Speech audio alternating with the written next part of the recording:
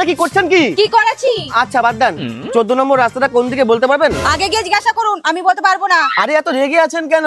আমি রেগে নেই গো, আমার যা আমার মাথাটাই খারাপ করে দিয়েছে। আচ্ছা তবে আর বলছি কি, একেই তো অশিক্ষিত গাইয়া, তার উপরে বাড়ির সবাই ওর কথাই চলে, আমাকে কেউ পাত্তাই দেয় না। এ তো ভারী অন্যায়। তার উপর কি জানো, ওর দাদার গুন্ডামির জন্য কিছু বলতেই ভয় লাগে। ওনার দাদা গুন্ডা? হ্যাঁ, শুনেছি পকেটে নাকি বন্দুক নিয়ে ঘোরে, আবার লোকের থেকে জোর করে চাঁদাও তোলে। খুব বাজে লোক তো। হ্যাঁ দাদা, কি আর বলবো আমার দুঃখের কথা। আরে দাদা, কখন আসলি? এই তো বোন, অনেকক্ষণ এসেছি, বাড়ি খুঁজে পাচ্ছিলাম না। ও আচ্ছা, এইটা আমার যা। দিদি, এইটা আমার দাদা, প্রথমবার এই বাড়িতে এলো। ও দাদা, আয় আয় ভেতরে আয়, আমি ব্যাগ নিয়ে আসছি। বস। হ্যাঁ আমি একটু আসছি। মা, আমার দাদা এসেছে। তোমার দাদা এসেছে তো আমি কি করব? চা খাইয়ে বাড়িতে পাঠিয়ে দাও।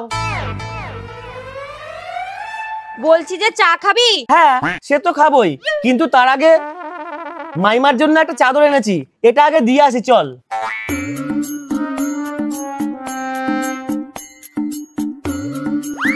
মাইমা এই নিন, এটা আপনি গায়ে দেবেন।